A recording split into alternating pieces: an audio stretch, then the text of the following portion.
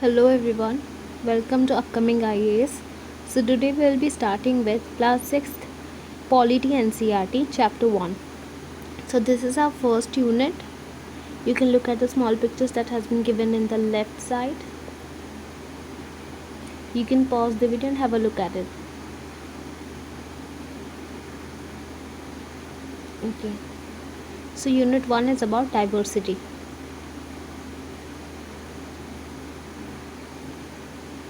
The agenda of today's class will be first I'll read out the whole page, then I'll give you the summary, then we'll move on to next page.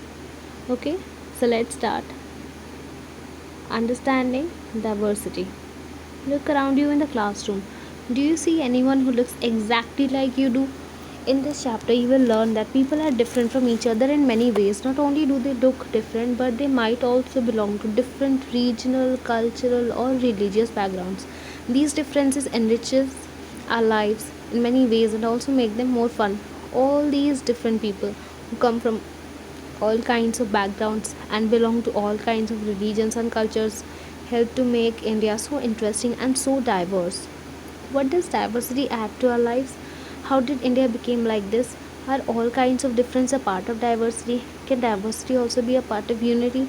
Read this chapter to find some answers. So look at the three pictures that has been given here.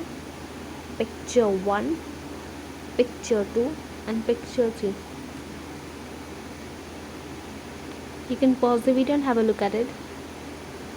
So three children who are studying in 6th class, they have drawn the figures above.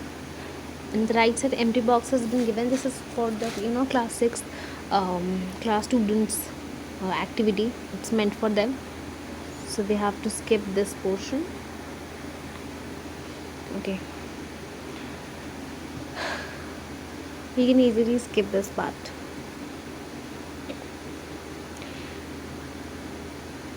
Each one of us has a unique drawing style. We not only don't look exactly like each other, but also different in terms of language we speak, our cultural backgrounds, the religious rituals we observe, and of course the way we draw. All of them are different. So what do we learn from this first page is that this chapter explores the importance of diversity. Okay, so this is about diversity in our lives, highlighting how it enriches our experiences, contributes to the richness of India. It also explores the role of diversity in unity and the unique drawing styles of the kids that I already showed you. Okay, so let's move on to the next page. If you want, you can do this on your own.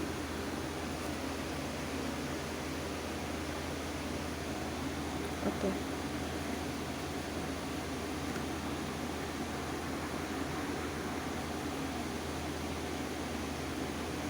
Okay, we can easily skip this portion.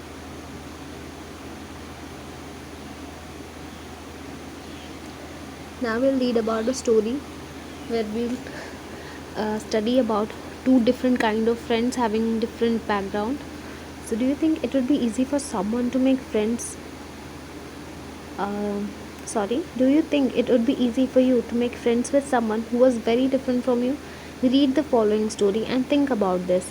I had meant it as a joke made up of us, made up for a small ragged boy who sold newspapers at the Janpat crossing at the busy intersection.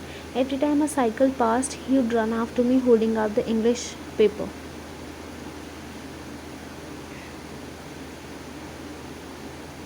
And screaming out the evening headline in a mixture of Hindi and English words. This time I stopped by the pavement and asked for the Hindi paper. His mouth fell open.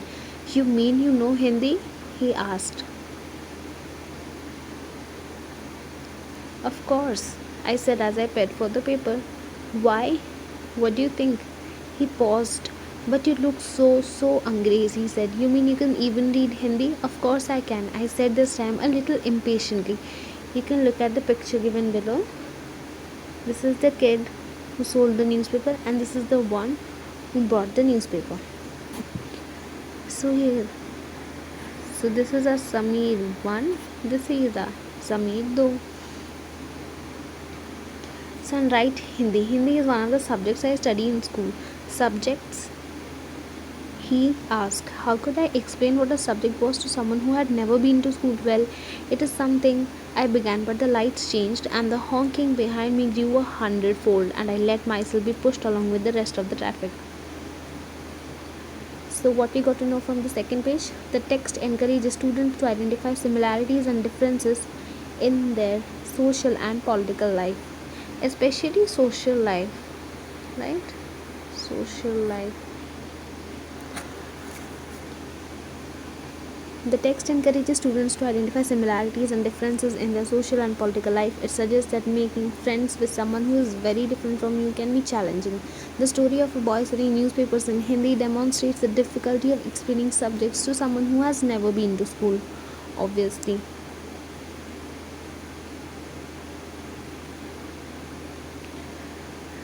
The next day, he was there again, smiling at me and holding out a Hindi paper. Bhaiya, he said, आपका अखबार. अब बताइए ये subject क्या चीज़ है. The English word sounded strange on his tongue. It sounded like its other meaning in English, to be ruled by someone else. Oh, it's just something to study, I said. And then, because the red light had come on, I asked him, have you ever been to school? Never, he answered. And he added proudly, I began walking when I was so high. He measured himself against my cycle seat. First, my mother used to come with me, but I can do it all alone. Where is your mother now? I asked. But then the lights changed and I was off. I heard him yell from somewhere behind me. She is in Meerut with. The rest was drowned out. My name is Sameer, he said the next day, and very shyly he asked, what's yours? It was incredible.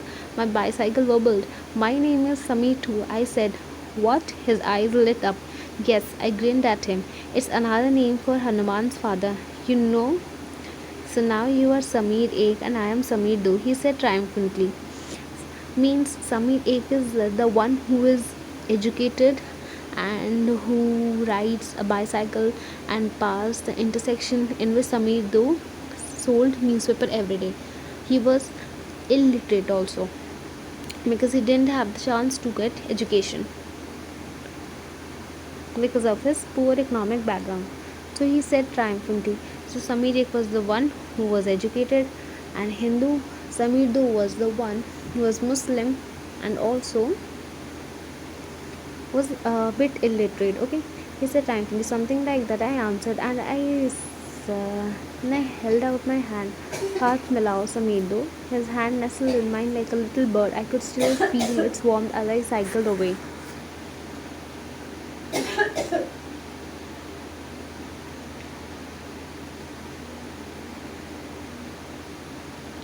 The next day did not have his usual smile for me.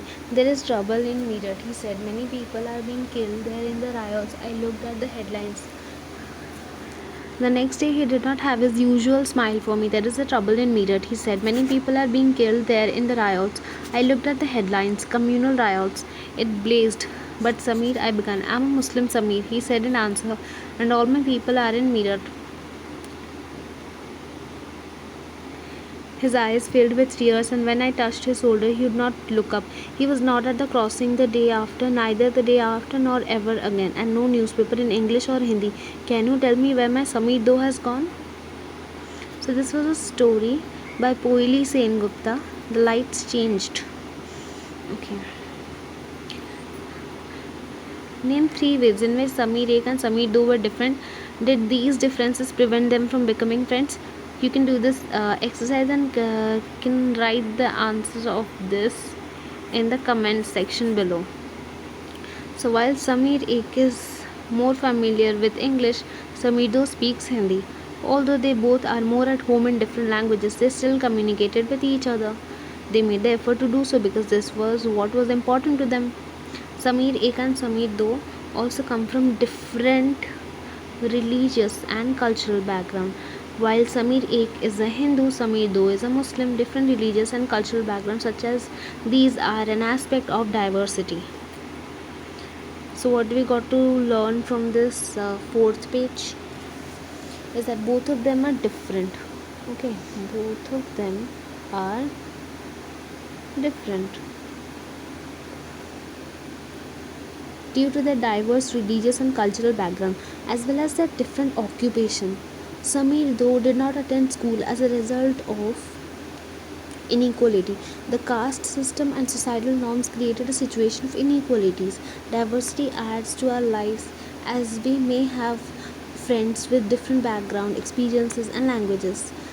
Discuss why Samidu didn't attend school and consider the fairness of the situation. If you want, you can even do that and answer in the comment section below. It's for you. You can pause the video and see what is written over here. Make a list of the festival that might have been celebrated by the two boys, Samir Ek and Samir Do. Samir Ek was Hindu, Samir Do was Muslim. Can you think of a situation in which you made friends with someone who was very different from you? Write a story that describes this. You can skip this portion also. In addition to their diverse religious and cultural background, there are other ways in which Samir and Samido were different from each other. For example, while Samir goes to school, Samido sells newspaper. Discuss why do you think Samido did not attend school? Do you think it would have been easy for him to attend school if he wanted to? In your opinion, is it a fair situation that some children get to school and others don't? Samido didn't have the opportunity to attend school. Perhaps you've noticed that there are several people in the area where you live who are poor and who don't have enough to eat or wear, and sometimes not even a place to live. This difference is not the same as the one we have seen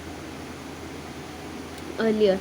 Here we are talking not of differences but of inequality. Inequality comes when a person does not have the resources and opportunities that are available to other persons. The caste system is another example of inequality. According to this, society was divided into different groups depending upon the work that people did, and they were supposed to remain in those groups. So if your parents were potters, you could only become a potter, nothing else. This system was considered irreversible, and because you were not supposed to change your profession, it was not considered necessary for you to know anything more than what you needed in your profession. This created a situation of inequality. You will read more about this and other inequalities in the following chapters. What does diversity add to our lives? Just like Samir Ek and Samir Do became friends, you might have friends who are very different from who are very different who are very different from you.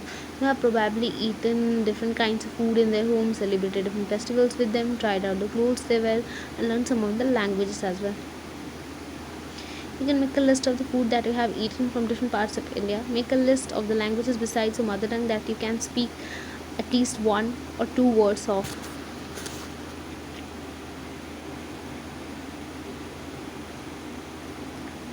So for me, my mother tongue is Korean, and the other two languages that I know very well is English and Hindi. So similarly, if you want, you can write in the comment section also which languages you do know.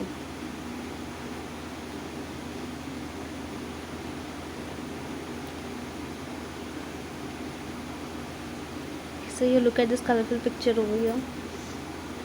This is meant for something. Okay, you probably like reading, hearing stories and adventures about different animals, people, and even ghosts. Perhaps you even enjoy making up stories yourself. Many young people feel happy when they read a good story because it gives them lots of ideas to make up more stories. People who write stories get their ideas from all sorts of different places, from books and real life and from their imagination. Some may have lived in forests close to animals and chosen to write of their fights and friendships. Others read real accounts of kings and queens and wrote stories about love and honor. Some dipped into their own childhood memories of school and friends and wrote stories of adventure. Imagine if all the storytellers and writers that you have read and have heard and read so far were forced to live in a place where all the people wore the same two colors, maybe red and white. eat the same food, maybe potatoes, took care of the same two animals, for example the deer and the cat, and to entertain themselves played snakes and ladder. What kind of stories do you think they would write? Imagine that you are a writer or an artist who lives in the place described above. Either write a story or draw a picture of your life here. Obviously, your imagination would be dead as such a place.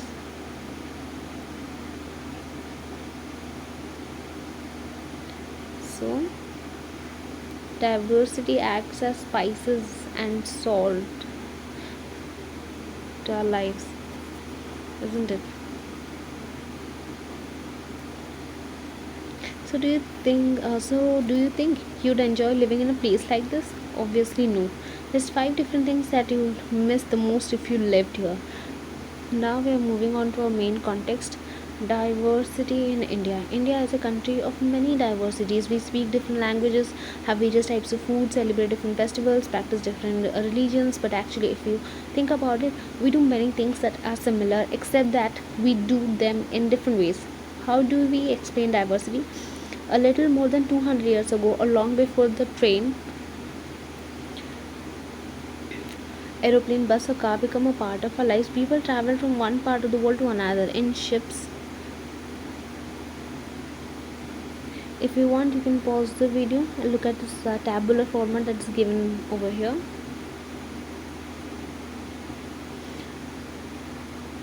Often they went in search of new lands or places to settle in, or for people to trade with, and because it took so long to travel, once they got to a place, people stayed there often for a long time. Many others left their homes because they were famine, there were mines, drought, and they could not get enough to eat.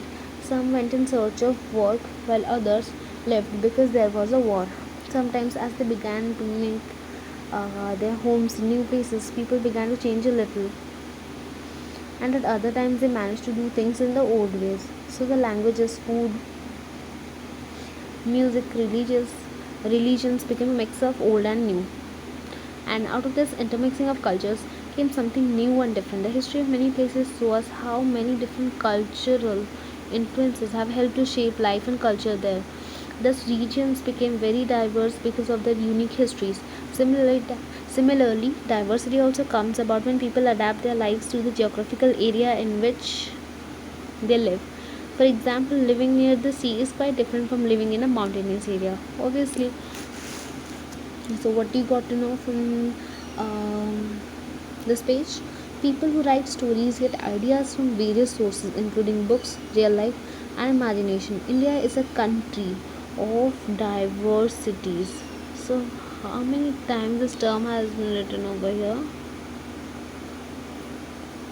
Diversity with languages, food, festivals, and religions. However, people do these things in a different ways. The concept of diversity can be explained by the way people travel and interact with each other. In India, people greet each other dressed differently. They get married and pray differently. They often move to new lands, resulting in a mix of old and new culture. This diversity is due to the unique histories of regions and adaptation of people's lives to their geographical area. So, cultural and historical factors significantly influence people's clothing, eating habits, and work, particularly in cities like Kerala and Ladakh, where market based necessities are crucial. Ladakh, a desert in Jammu and Kashmir, is home to sheep and goats, producing valuable pashmina wool, while Kerala is known for spices, fishing nets, and rice cultivation. Songs and symbols from India's freedom struggle represent the country's diverse tradition. Indian flag symbolized resistance against British rule. Jawaharlal Nehru highlighted India's unity based on the tolerance and diversity in his book. Nehru coined the phrase unity in diversity to describe the nation. Kerala benefited from its geography for spice cultivation, attracting Chinese and Arab traders. History and geography intertwined in shaping cultural life. People moved for work, blending traditions, diverse backgrounds. Poem commemorating massacre calls for unity and remembrance in adversity. So I gave you the summary of the upcoming pages also. So now I'll just read it out for you. Not only do people have different clothing and eating habits, But even the kinds of work they do are different. In cities, it is often easy to forget how closely people's lives are tied to their physical surroundings. This is because in the city, people seldom grow their own vegetables and grain. Instead, they depend on the market to buy all the food and other goods that they need. Let us try to understand what we mean when we say historical and geographical factors influence the diversity of a region. We can do this by reading about life in two different parts of country, Kerala and Ladakh. So you can do it on your own. Look at the map of India in an atlas and locate Kerala and Ladakh. Can you list three ways in which the different geographical location of these two regions would influence the following? The food people eat, the clothes they wear, the work they do. Obviously, Kerala is a coastal area and Ladakh is a cold desert. So obviously, the work that people belonging to these areas will be obviously different. The food they eat will be different. The clothes they wear will be different because Kerala is a coastal area and Ladakh is a cold desert. Okay, so let's read about Ladakh. Ladakh is a desert in the mountains in the eastern part of the Jammu and Kashmir. Very little agriculture is possible here since this region does not receive any rain and is covered in snow for a large part of the year. There are very few trees that can grow in the region. For drinking water, people depend on the melting snow during the summer months. People here keep sheep and goats. The goats in this region are special because they produce pashmina wool. This wool is prized and pashmina shawls cost a lot of money. The people in Ladakh carefully collect the wool of the goats and sell this in traders from Kashmir. Pashmina shawls are chiefly woven in Kashmir. The people eat meat and milk products like cheese and butter. Each family owns some goats, cows and zoos. Zoos are a hybrid of yak and cows. Being a desert did not mean Ladakh did not attract its share of traders. It was considered a good trade route as it had many passes through which caravans travelled, of which is today called Tibet. These caravans carried textiles, spices, raw silk, and carpets. The dry, barren landscape of the mountains desert of Ladakh. This is the picture of Ladakh. So let's continue. Buddhism reached Tibet by Ladakh. Ladakh is also called Little Tibet. Islam was introduced in this region more than 400 years ago, and there is a significant Muslim population here. Ladakh has a very rich oral tradition of songs and poems. Local version of the Tibetan national epic, the Kesar Saga, are performed and sung by both Muslims and Buddhists. Now we'll read about Kerala. Kerala is a state in the southwest corner of India. It is surrounded by the sea on one side and hills on the other. A number of spices like pepper, cloves, and cardamoms are grown on the hills. It is spices that made this region an attractive place for traders. Jewish and Arab travelers were the first to come here. The Apostle of Christ, Saint Thomas, is believed to have come here nearly. So you can look at the picture here. This is a boat race. Is an important part. Boat race is an important part of the Onam festival celebrated in Kerala. See this. These are Chinese fishing nets.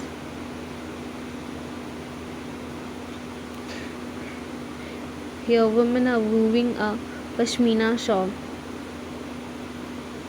2000 years ago, and he is credited with bringing Christianity to India. Many Arab traders also came and settled down here. Ibn Battuta, who traveled here a little less than 700 years ago. Wow, just 700 years ago. Okay, wrote a travelogue in which he describes the lives of Muslims and says that they were a highly respected community. The Portuguese discovered the sea route to India from Europe when Vasco da Gama landed with his ship here. Because of all these various historical influences, people in Kerala practice different religions such as Judaism, Islam, Christianity, Hinduism and Buddhism. The fishing nets used here look exactly like the Chinese fishing nets and are called China Wala. Even the utensil used for frying is called the China Chatti, and it is believed that the word Chin would have come from China. The fertile land and climate are suited to growing rice, and a majority of people here eat rice, fish, and vegetables. While Kerala and Ladakh are quite different in terms of their geographical features, the history of both regions has been similar cultural influence. Okay, Both these regions were influenced by Chinese and Arab traders. It was a geography of Kerala which allowed for the cultivation of spices, and the special geographical location of Ladakh and its wool that draw traders to these regions. Thus, history and geography are often tied in the cultural life of a region. Sorry. The influence of diverse cultures is not merely a thing of the past. Our present lives are all about moving from place to place for work, and with each move, our cultural tradition and way of life slowly become part of the new place we are in. Similarly, in our neighborhoods, we live close to people from several communities. Our daily lives are about the ways in which we do things together and hear stories about each other, lives, customs, and traditions. So now we'll discuss about unity in diversity. India's diversity has always been recognized as a source of its strength. When the British ruled India, women and men from different cultural, religious, and regional backgrounds come together to oppose them. India's freedom movement had thousands of people of different backgrounds in it. They worked together to decide joint actions. They went to jail together, and they found different ways to oppose the British. Interestingly, the British thought they could divide Indians because they were so different and then continue to do them. But the people showed how they could be different and yet be united in the battle against the British. Don't forget the days of blood. This is a small song. I'll read it out for you. Don't forget the days of blood. O friend, in the midst of your happiness, remember to shed a tear for us. The hunter has torn away every single flower. Do plant a flower in the desert garden, dear friend. Having fallen to bullets, we slept in Jallianwala Bagh. Do light a lamp on his lonely grave. O friend, the blood of Hindus and Muslims flows together today. To soak your robe in this river of blood, dear friend. Some rot in jails while others lie in their graves. Do shed a few tears for them, O friend. In the so it is by India's People's Theatre Association. Song was sung after the Jallianwala Bagh massacre in Amritsar, in which a British general opened fire on a large group of unarmed, peaceful people, killing many and wounding even more. Men and women, Hindus, Sikhs, and Muslims, rich and poor, had gathered to protest against the British. This song was composed and sung to honor the memory of those brave people. This is a picture. It is Jawaharlal Nehru delivering Independence Day speech. Pandit Jawaharlal Nehru delivering an Independence Day speech. Okay. Songs and symbols that emerged during the freedom struggle serve as a constant reminder of our country's rich tradition of respect for diversity. Do you know the story of Indian flag? It was used as a symbol of protest against the British by people everywhere. In his book, The Discovery of India, Jawaharlal Nehru says that Indian unity is not something imposed from the outside, but rather it was something deeper and within its fold. The widest tolerance of belief and custom was practiced, and every variety acknowledged and even encouraged. It was Nehru who coined the phrase unity and diversity to describe the country. India's national anthem, composed by Rabindranath Tagore, is another expression of the unity of India. In what way does the national anthem describe this unity? Yes, obviously, if you read the national anthem, it describes about each and every part of India. You will get a very, it is a concise summary which shows how diverse India is actually. So here our chapter ends. If you have got any doubt, please do let me know in the comment section, and stay tuned for more such informational videos like this.